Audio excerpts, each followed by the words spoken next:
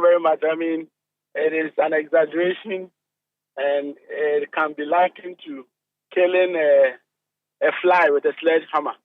And this just a purported action to divert the attention of Ghanaians from the hardship that is going on in the system. Because one, it takes two to tango, and it takes two to have a conversation. It was a conversation between an NDC person and an MPP person. They managed to get a video out there which has the MPP person's comments edited out of the video.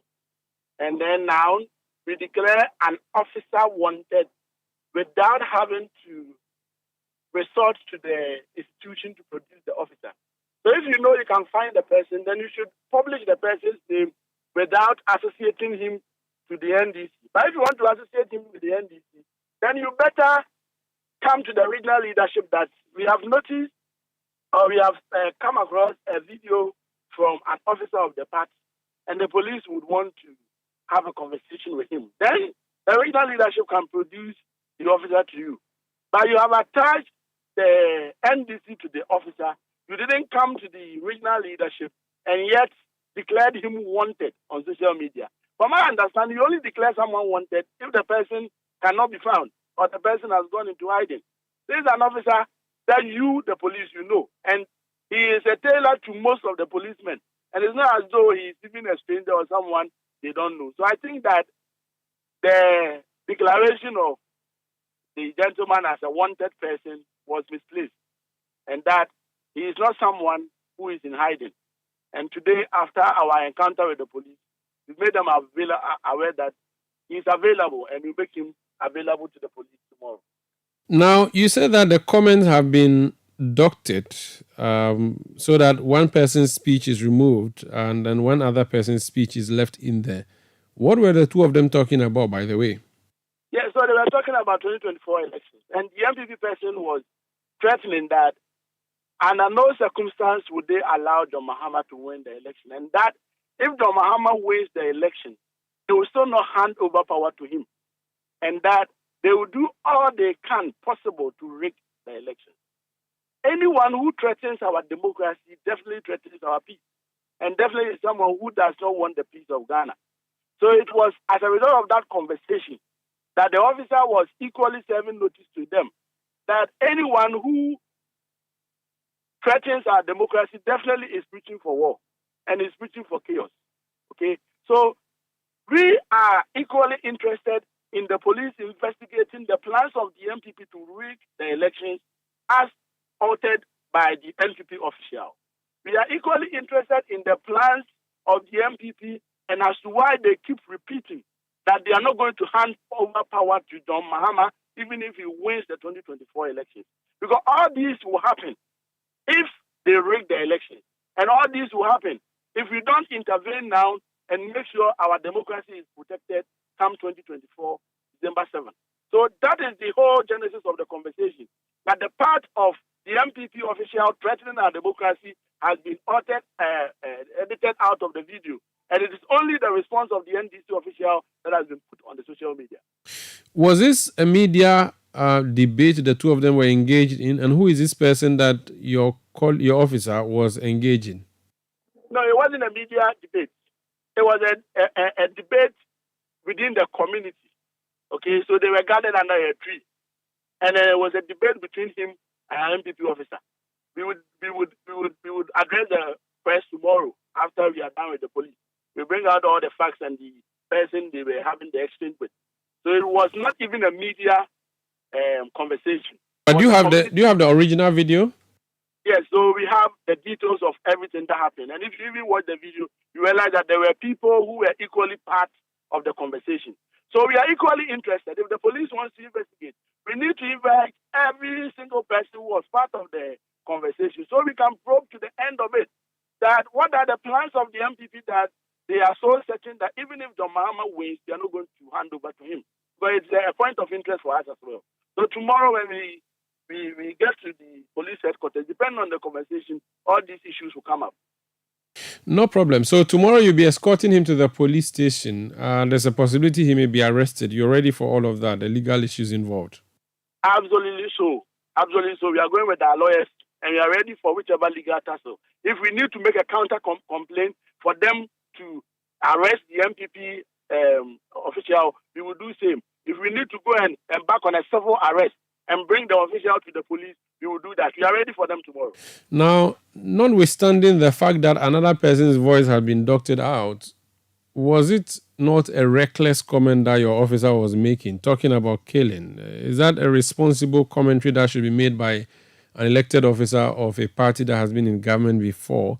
And are you supporting those comments that he made? So you see, everyone is innocent until proven otherwise by a court of competent jurisdiction. Let alone, but you can be innocent. How can you be innocent if the audio is out there and you are engaging in recklessness? No. Even if the audio is out there and there's a full audio without even an edit, the person is still innocent. That is the position of our law. The person is still innocent until a court of competent jurisdiction, and that is what our laws and that is what our constitution says, proves otherwise. Okay. So we cannot be prejudicial in this matter. And especially when I am telling you that from our investigation and our checks and our interaction with the officer, he was only serving notice to the MPP official that anyone who rigs the 2024 election is only preparing a platform for blah, blah, blah, blah. So it was a response to the utterances of the MPP official. So we can't be prejudicial and we can't be condemning someone without giving the person a fair hearing and without a court of competent jurisdiction saying otherwise. Does your party in the region endorse violence, including killing? We are not talking about violence. We are talking about being prejudicial and judging someone wrongly without a court giving him a fair hearing. We as a party are ready to support anyone who is ready to help us protect the ballots in 2024. That is what we support. If it means killing, to do so. If it means killing, we have not talked about killing here.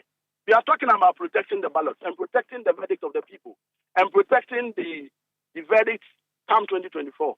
And no one has mentioned killing in this conversation. But your officer whose head on the tape has mentioned killing. So I'm asking if the protection of the ballots extends to death. Is that what you are sanctioning your officers to do? And I'm saying that put the comments of the officer in context. And I've given you the context and the background behind all this. Yes, and at the end of the day, the context... Just like the all die be die. The president said die, meaning death, killing, murder.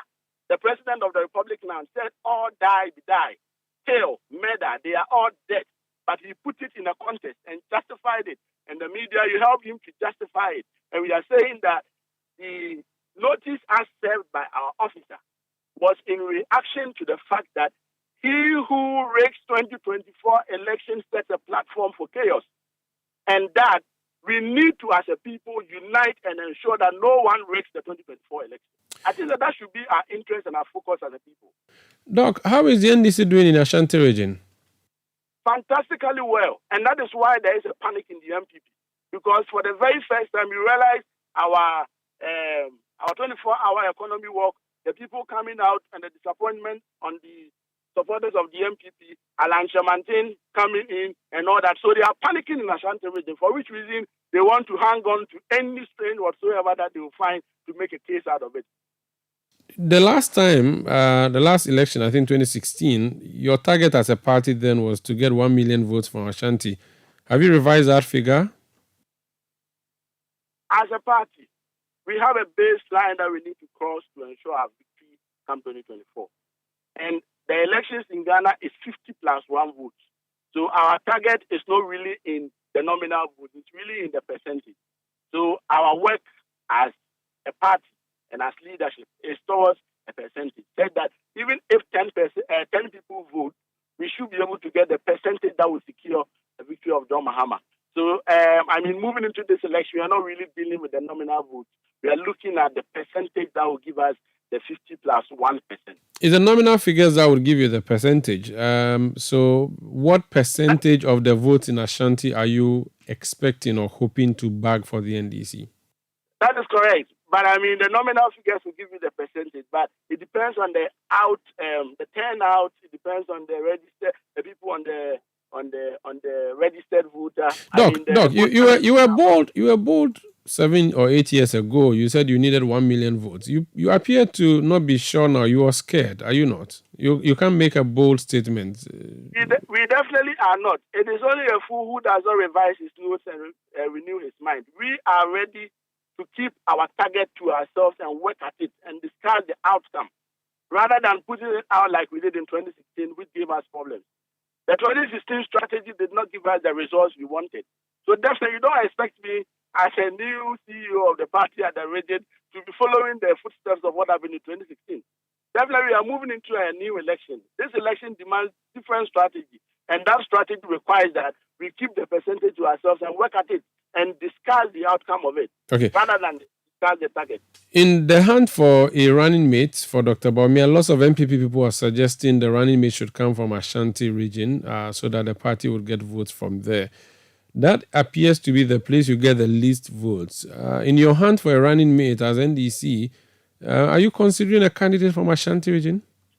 Okay, so Ashanti plays a dual role in our politics. It is the stronghold for the MPP, but the second stronghold region for NDC in terms of the presidential vote.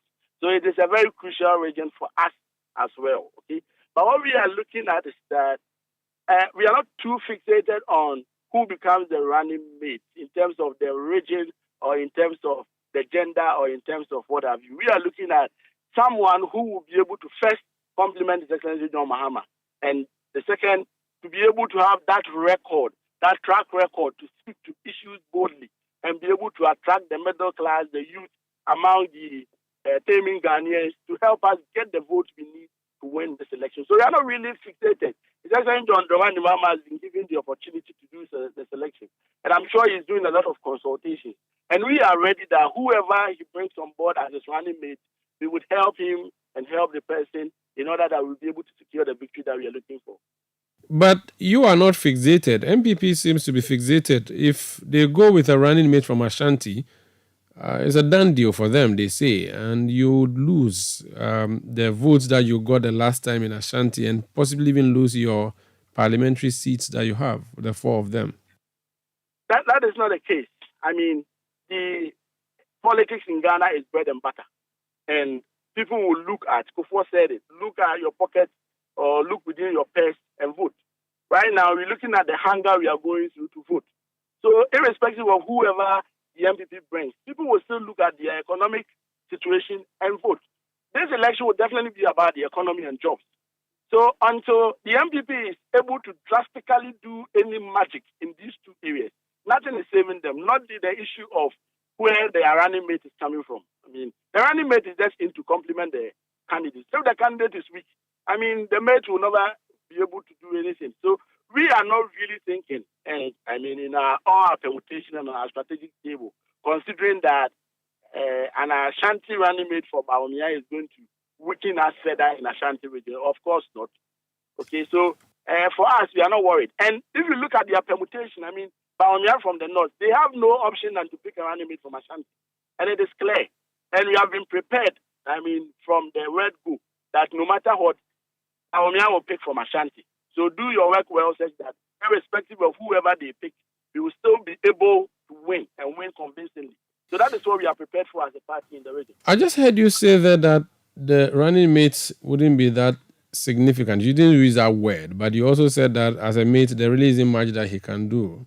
What that means is that you have endorsed Dr. Bawumia's comments last week or so that he was just a mate and not the driver, so you can't blame him for anything that happened to the government, doesn't it? There's a difference between politicking and governing. Okay? You just said the running mate is inconsequential, didn't you?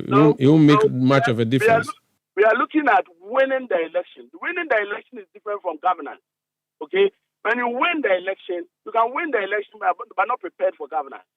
Okay? So winning the election, the people you bring on board, even the campaign manager and everyone you bring on board, is to help you win the elections. Okay?